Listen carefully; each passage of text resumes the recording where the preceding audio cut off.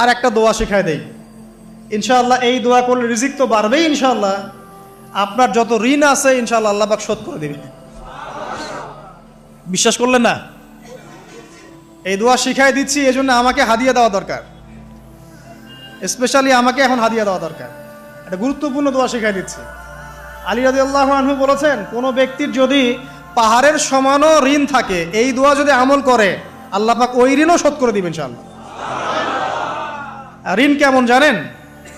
ওই যে এখন মানুষ ঋণ নিচ্ছে 1 কোটি টাকা ব্যাংক থেকে, 2 কোটি টাকা ব্যাংক থেকে, হ্যাঁ, কত বছর, 10 বছরের জন্য, 20 বছরের জন্য বাড়ি করছে, তাই না? তার ধারণা এমন যে সে মারা গেলে তার ঋণটা কেউ না কেউ শোধ করে দিবেই দিবে, তাই তো? আর আল্লাহর রসুল কি বলছেন দেখেন, একজন মারা গেছেন, নবী সাল্লাল্লাহু আলাইহি সাল্লামের সময় একজন মারা গেছেন। তো নবী করিম সাল্লাল্লাহু আলাইহি সাল্লাম বলছেন, এই ব্যক্তির কি কোনো ঋণ আছে? একজন সাহাবী বলেন, হ্যাঁ ইয়া রাসূলুল্লাহ, তো ঋণ আছে। নবীজি বললেন, তোমরা ওর জানাজা পড়ো, আমাকে ডেকো না। তোমরা ওর জানাজা পড়ে নাও, আমি জানাজা পড়তে চাচ্ছি না। আমি এখন কেমন করে আপনাকে বুঝাবো ঋণ কত ভয়ঙ্কর জিনিস। আপনি যে ব্যাংক থেকে 3-4 কোটি টাকার লোন নিয়ে রাখছেন, লাখ লাখ টাকা লোন নিয়ে বসে আছেন, দিব্যি সুখে বসে আছেন, এমন চিন্তায় যে আপনার মৌত হবে না। আর নবী সাল্লাল্লাহু আলাইহি ওয়াসাল্লামের সময়ে একজন মারা যাচ্ছেন, তিনি বলছেন তোমরা জানাজা পড়ে নাও, আমি জানাজা পড়তে চাচ্ছি না। মানে ঋণগ্রস্ত ব্যক্তির জানাজাও তিনি পড়তেন না। তারপরে একজন এসে বললেন, ইয়া রাসূলুল্লাহ, আমি তার ঋণ শোধ করে দিব, তার যা ঋণ আছে আমি শোধ করে দিব। তখন নবী এসে জানাজা পড়লেন সাল্লাল্লাহু আলাইহি ওয়াসাল্লাম। তা আপনার এই কোটি কোটি টাকা ঋণ শোধ করার লোক তো রেডি আছে নাকি? আছে না? সমস্যা নেই, আপনার জানাজা পড়া হবে। কারণ হুজুরকে আপনি 5,000 টাকা দিবেন, হুজুর জানাজা পড়াই দিবে, কোনো সমস্যা নেই। তারপরে আপনার মিলাদও হবে, আপনার একটা বড়সড় দোয়াও হবে ইনশাআল্লাহ। কিন্তু আল্লাহ পাক বলেছেন যে শহীদ, আল্লাহর পথে যুদ্ধ করে শহীদ হয়েছে, এই ব্যক্তির আত্মাও ঝুলে থাকে যতক্ষণ পর্যন্ত না তার ঋণটা শোধ করা হয়। এবার বলেন আমি কি বুঝাবো আপনাকে? আর কিছু বলতে হবে? তো এখন সেই দোয়া শিখাচ্ছি আপনাদেরকে, যে দোয়া শিখলে আপনারা ঋণ থেকে বাঁচবেন ইনশাআল্লাহ। কত দিবেন বলেন? আচ্ছা, হ্যাঁ, এই তো, শুকরিয়া। দোয়া করবেন যেন আল্লাহ পাকের দিনটাকে আল্লাহর জমিনে প্রতিষ্ঠা করতে পারে। আমার সাথে বলেন, দোয়াটা হচ্ছে আল্লাহুম্মা ইকফিনি বিহালালিকা আন হারামিকা ওয়া আগনিনি বিফদলিকা আম্মান সিওয়াকা। এই দোয়াটা ছোট না, এটা মুখস্থ করবেন, সেজদায় পড়বেন, নামাজের সেজদায় পড়বেন, আত্তাহিয়াতু দরুদ শেষ তারপরে পড়বেন, নামাজ শেষে হাত তুলে করবেন, যখন তখন শেষ রাতটা করবেন। ইনশাআল্লাহ দেখবেন আপনার ঋণ বলতে কিছু থাকবে না ইনশাআল্লাহ। যদি থাকেও, বড় কোনো ঋণ থাকেও, আল্লাহ পাক অন্য কোনো মাধ্যমে এটা শোধ করার ব্যবস্থা করে দিবেন ইনশাআল্লাহ। ইনশাআল্লাহ। যে দারিদ্রতা দূর করতে চান, সচ্ছলতা চান, কয়েকটা কাজ করেন। এই যে বললাম, 1 নাম্বার সূরাতুল ওয়াকিয়া তেলাওয়াত করেন, 5 ওয়াক্ত নামাজ জামাতে পড়েন, ডেইলি কিছু সময়ের জন্য কোরআন তেলাওয়াত করেন, আর আল্লাহর কাছে রিজিক চান, জিকির বেশি বাড়ায় দেন। পারবেন না ইনশাআল্লাহ? আমার জীবনে এমন ঘটনাও ঘটেছে, এটা এখন গল্পটা মনে পড়ে গেল তাই বলছি, যে 1,20,000 টাকা ঋণ আছে আমার, শোধ করার কোনো অপশন নাই। আমার কাছে, আমার চোখে ধরা পড়ছে না যে 1,20,000 টাকা আমি কেমনে দিব। কি হলো, হঠাৎ করে আমরা একটা সার্কুলার দেখলাম যে সারা বাংলাদেশে ইসলামিক ট্যালেন্ট খোঁজা হচ্ছে। 2000, এটা মনে হয় 17 কি 18 সালের কথা, হ্যাঁ 18 না, আচ্ছা 18। তো হ্যাঁ, আলোকিতকে। তো এখন আমার ওয়াইফ বলছেন যে আপনি এটাতে অ্যাপ্লাই করেন। তো আমি অ্যাপ্লাই করবো, এটা তো আলেম ওলামাদের প্ল্যাটফর্ম, আমি এখানে জেনারেল থেকে আসা মানুষ কেমন করে কি। তো সে বলছেন না, আপনি পারবেন ইনশাল্লাহ, আপনি পড়াশোনা করেন, ইনশাল্লাহ পারবেন। তো আমি দেখছি আগে প্রাইস কি আছে, কষ্ট তো করবো, আগে দেখি পুরস্কারটা কি। তো পুরস্কারটা দেখছি যে একটা ওমরা করাবে। ওমরা করা তো যে কারোর জন্য একটা মানে স্বপ্নের ব্যাপার না, ওমরা করা তো সবাই আমরা খুব পছন্দ করি। আল্লাহ পাক আমাদেরকে বেশি বেশি ওমরা করার তৌফিক দেখ। আর লেখা আছে যে ফার্স্ট প্রাইজ 3 লাখ টাকা, second prize 2 lakh, third prize হচ্ছে 1 লাখ টাকা। তো সেটা আচ্ছা ঠিক আছে। তখন আমি একটা জবও করি, আমি কিন্তু চাকরিও করেছি এক সময়।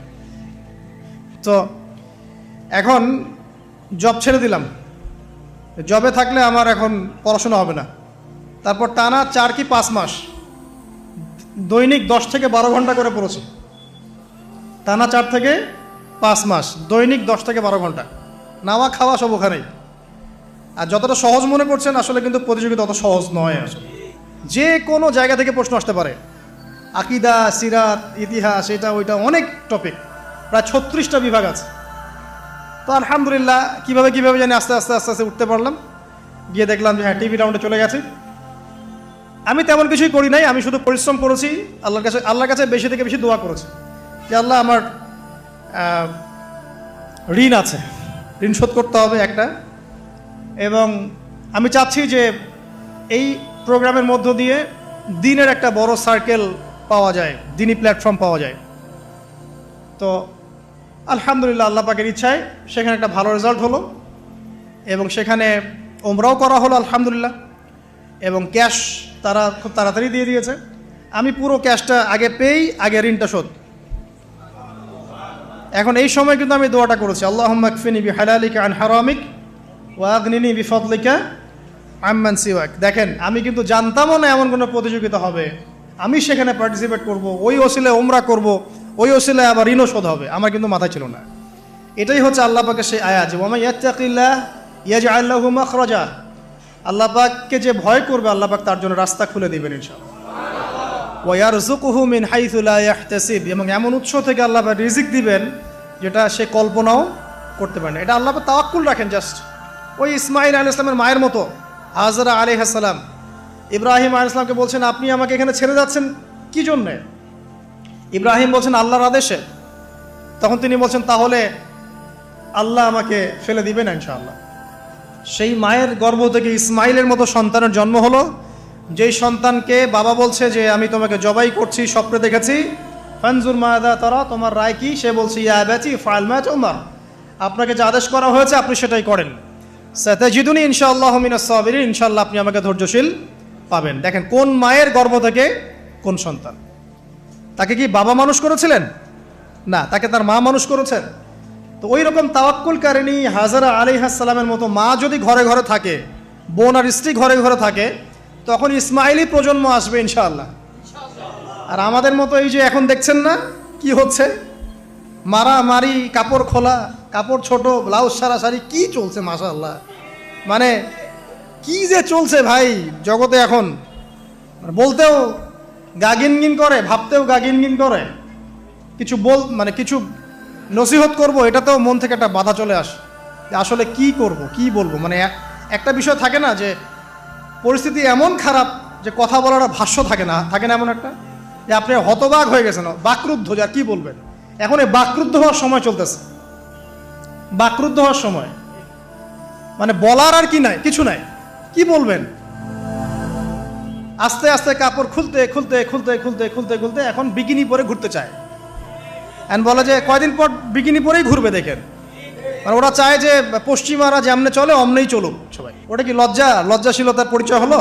আশ্চর্য একটা বিষয়। মানুষকে দেখেন, মেয়েরা কলেজে পড়তে গিয়ে মেয়েরা কি করতেছে এখন দেখেন, কলেজে পড়তে গিয়ে মেয়েরা কি করতেছে দেখেন। আর আপনি আপনার মেয়েকে কলেজে ওখানে পড়তে পাঠাচ্ছেন, ওখানে হোস্টেলে রাখছেন, যেখানে একটা মেয়েকে নবী সাল্লাল্লাহু আলাইহি ওয়াসাল্লাম মাহরাম ছাড়া সফর করতে নিষেধ করছেন, সেখানে আপনি আপনার মেয়েকে কোন শিক্ষায় শিক্ষিত করার জন্য রাতের পর রাত সেখানে কাটাচ্ছেন? আর তারা নিজেরাই বলছে যে মেয়েদেরকে ফোর্সফুলি যৌন কাজে বাধ্য করা হচ্ছে। মানে ইজ্জত চলে যায়, যাক ভাই আমার সার্টিফিকেট চাই বিষয়টার, নাকি ইজ্জত যাক, কতজন আমার সাথে কি করে করুক, বাট আমার একটা সার্টিফিকেট চাই, একটা অনার্সের একটা মাস্টার্সের সার্টিফিকেট চাই। এটা দিয়ে আমি বিসিএস ক্যাডার হব, এটা দিয়ে আমি প্রাইমারি স্কুলের টিচার হব, এটা দিয়ে আমি জাতি গঠন করবো, নাকি? পরে এরাই তো আপনার ঘরে বউ হিসেবে আসবে, মানে আপনার কি অবস্থা হবে চিন্তা করেন এখন। তা আমরা আসলে ভাই কোথায় আসি এখন? আল্লাহ পাক আমাদেরকে বোধোদয় দান করুক, আমরা দোয়া করি। তবে একটা হাদিস না বললে আমি এখান থেকে সরতে পারতেছি না। এই কথাই নবী সাল্লাল্লাহু আলাইহি ওয়াসাল্লাম বলেছেন, হুবাহু এই কথাই, একদম এটাই, যে ফিতনা ধেয়ে আসছে, লা ইলাহা ইল্লাল্লাহ, ফিতনা ধেয়ে আসছে। তার স্ত্রী জাইনাব বিনতে জাহাশ তিনি বলছেন, ইয়া রাসূলুল্লাহ সাল্লাল্লাহু আলাইহি ওয়াসাল্লাম, আনুহলিকু ওয়া ফিনা সালিহুন, আমাদের মধ্যে সৎ মানুষগুলো থাকা সত্ত্বেও কি আমরা ধ্বংস হয়ে যাব? সুন্দর প্রশ্ন না? নবীজি বলছেন, নাম, তোমরা ধ্বংস হয়ে যাবে। ইদা কাসুরাতিল খাবাস, যখন এরকম নগ্নতা, বেহায়াপনা, অশ্লীলতা ছড়িয়ে পড়বে, তখন সৎ অসৎ, আলেম জালেম সব ধ্বংস হয়ে যাবে। জাতি গঠন করবেন, সব ধ্বংস। আল্লাহ পাকের গজব সময়ের ব্যাপার মাত্র। আল্লাহ পাক শুধু আসমানি বালাই দেন না, জমিনি বালাও দিতে পারেন। আল্লাহ পাক মুসলিমে ফাসাদ লাগিয়ে দিতে পারেন। আল্লাহ পাক বহিঃশত্রুকে আপনার উপর চাপিয়ে দিতে পারেন। আল্লাহ পাক দুর্ভিক্ষ দিতে পারেন। আল্লাহ পাক মহামারী দিতে পারেন। আল্লাহ পাক কুন বললে ফায়াকুন হতে পারে।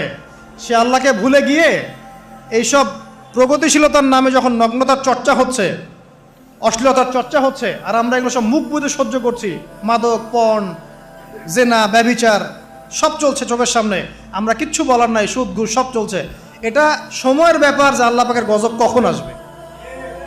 আর যখন আসবে, আলেম জালেম কাউরে ছাড়বে না ইনশাআল্লাহ। আমারে আপনারে কাউরে ছাড়বে না ইনশাআল্লাহ, দেখে নিয়ে। আরেকটা কথা নবীজি বলছেন, দুই শ্রেণীর মানুষ আসবে কিয়ামতের আগে আগে, আমি দেখি নাই। তখন সাহাবীরা বলছেন, কারা ইয়া রাসূলুল্লাহ? একজন বলছেন, এক শ্রেণী হচ্ছে এমন এক শ্রেণীর পুরুষ। কারা এরা? পুরুষ যাদের হাতে লম্বা লম্বা লাঠি থাকবে, লাঠি, এই লাঠি দিয়ে তারা মানুষকে পিটাবে। কি আপনারা বুঝতে পারেন না কারা? আপনি নিজেও তার মধ্যে আছেন, আপনার ভাইও তার মধ্যে আছে। আপনি এবং আপনার ভাই দুজনেই এই কাজ করছেন, ভাইয়ে ভাই মারামারি করছেন, সবার হাতেই লাঠি আছে না? আছে। অথচ উভয় মুসলিম। আর একজন মুসলিম যখন আরেকজন মুসলিমের এগেনস্টে যুদ্ধ করতে যায় বা এরকম মারামারি করতে যায় না, যে মরবে আর যে মারবে উভয়ই অপরাধী, উভয় অপরাধী। হাদিস রিয়াদুস সালেহিন বইয়ের মধ্যেও আছে, দেখে নিয়ে। তারপরে দ্বিতীয় শ্রেণী হচ্ছে, নবীজি বলছেন নিসাউন, এক শ্রেণীর মহিলা আসবে, আমি দেখি নাই। মানে ওই যুগে ছিল না, আইয়ামে জাহেলিয়াতের বর্বর যুগেও এরকম মেয়ে ছিল না। তার মানে বুঝতে পারছেন, আইয়ামে জাহেলিয়াতের যে যুগটাকে এখন বর্বর বলে না, বর্বর, সেকেলে, মধ্যযুগীয় এইসব কথা বলে না, ওই যুগেও এই মানুষগুলো ছিল না। তার মানে নবীজি বলছেন, আমি দেখিনি, লাম আরাহুমা, আমি ওদেরকে দেখি নাই। তারা কারা? নিসাউন, এক শ্রেণীর মহিলা, কাসিয়াতুন আরিয়া, যারা কাপড় পরবে বাট নগ্ন থাকবে, কাপড় পরবে কিন্তু নগ্ন থাকবে। মুমিলাত মাইলাত, নিজেও মানুষকে আকৃষ্ট করবে, আবার নিজে আকৃষ্টও হবে। তারা জান্নাতে যাবেও না, জান্নাতের গন্ধও পাবে না। নেন এবার এখন দেখেন, একটু ভেবে দেখেন যে আমার ঘরে কি সেরকম মেয়ে আছে কি না, আমার ঘরে সেরকম বোন আছে কি না, আমার ঘরে তেমন ওয়াইফ আছে কি না। এখন যদি আপনি আল্লাহ এবং তার রাসূলকে সর্বোচ্চ অগ্রাধিকার দেন, আল্লাহর ওয়াস্তে ওদেরকে ঠান্ডা মাথায় বোঝানোর চেষ্টা করেন, বোঝান যে তাদের ফাংশনটা কি, দুনিয়াতে ওদের ফাংশন কি, দুনিয়াতে মেয়েদের ফাংশনটা কি, একটা পরিবারে একটা মেয়ের ফাংশন কি, স্বামী স্ত্রীর সম্পর্কের মধ্যে মেয়ের ভূমিকা কি, স্ত্রীর ভূমিকা কি, এগুলোকে বুঝান। তবে হ্যাঁ, এক শ্রেণীকে আপনি বুঝিয়ে কুল পাবেন না, পরিস্থিতি বোঝেন। পরিস্থিতি বুঝলে আমাদের করণীয় বের হয়ে আসবে। করণীয় আমি অনেক দিন বলেছি, জ্ঞান অর্জনের কোনো বিকল্প নাই, জ্ঞান অনুযায়ী আমলের কোনো বিকল্প নাই, আদর্শ পরিবার গড়ার কোনো বিকল্প নাই, পরিবারে মেয়েদেরকে পর্দায় রাখার কোনো বিকল্প আছে? নাই। এমনকি আমাদের ছোট ছোট ছেলে মেয়ে যারা এখন জন্ম নিয়েছে, এদেরকেও ছোটবেলা থেকেই ইসলামের অনুশাসন দিতে হবে, না হলে বড় হয়ে বিগড়ে যাবে। এরা বিগড়াবে না? চতুর্দিকে ফিতনা, এরা তো বিগড়ে যাবেই। হালাল রিজিকের কোনো বিকল্প নাই। দ্বীনের জ্ঞান অর্জন করে দ্বীনী মানুষদের সাথে থাকার কোনো বিকল্প নাই। একা একা থাকতে যাবেন না, দ্বীনের বুঝ আছে এমন মানুষদের সাথে থাকবেন, একসাথে থাকবেন। যেখানেই থাকেন, যে নামেই হোক, একসাথে থাকেন, যে নামেই হোক। ইসলামে তো অনেক দলাদলি আছে না? আচ্ছা হোক, এটা নিয়ে এখন কথা বলার দরকার নাই। যে কোনো ব্যানারেই হোক থাকেন, অ্যাটলিস্ট আপনি ভালো মানুষদের সাথে থাকেন, এটা ভালো হবে ইনশাআল্লাহ। আল্লাহ চাইতে দেখবেন সবার মাঝে একসময় ঐক্য দিয়ে দিতে পারেন, আল্লাহ পারেন না? আর যারা ইন্টেনশনালি উম্মার ঐক্যের বিরোধী, এদেরকে আল্লাহ পাক ধ্বংস করে দিবেন ইনশাআল্লাহ, সমস্যা নেই। কারণ আল্লাহ বলে তো একজন আছেন, তিনি সব দেখেন ইনশাআল্লাহ। আর হচ্ছে আপনার জ্ঞানটাকে ইসলামের কল্যাণে কাজে লাগান, আপনার সম্পদ, আপনার জানমাল, এটাকে ইসলামের কল্যাণে কাজে লাগান, দ্বীনের প্রচার প্রসার করতে থাকেন। আক্রমণাত্মক হবেন না, শৈথিলতাবাদীও হবেন না, চরমপন্থী হবেন না, আবার এই যে গোলালু মার্কাও হবেন না। গোলালু কি মানে সব তরকারিতেই চলে। যখন দেখবে যে একটা বিষয় আসছে, আস্তে করে পাশ কেটে এমন একটা বিষয় নিয়ে কথা বলা শুরু করবে যেটার সাথে এখনকার বিষয়ের কোনো সম্পর্ক নেই। দেখবেন যে পুরো বিশ্বে একটা বিষয় চলছে, দেশে একটা বিষয় নিয়ে গরম, তখন দেখবেন কথা হচ্ছে মেয়েরা নেল পালিশ দিতে পারবে কিনা। মানে সুশ্রী মার্কা ইসলাম নিয়ে চলার দরকার নেই। যখন যেটা সামনে আসবে এটা ফেস করতে হবে, এবং সেটা চরম পন্থায় না, আক্রমণাত্মকভাবে না, মানুষকে হিকমার সাথে নসিহতের সাথে ঠান্ডা মাথায় যুক্তি প্রমাণ দিয়ে বুঝাতে হবে। এরপর যারা বুঝবে আলহামদুলিল্লাহ, যারা বুঝবে না এদের দায়িত্ব কারো হাতে?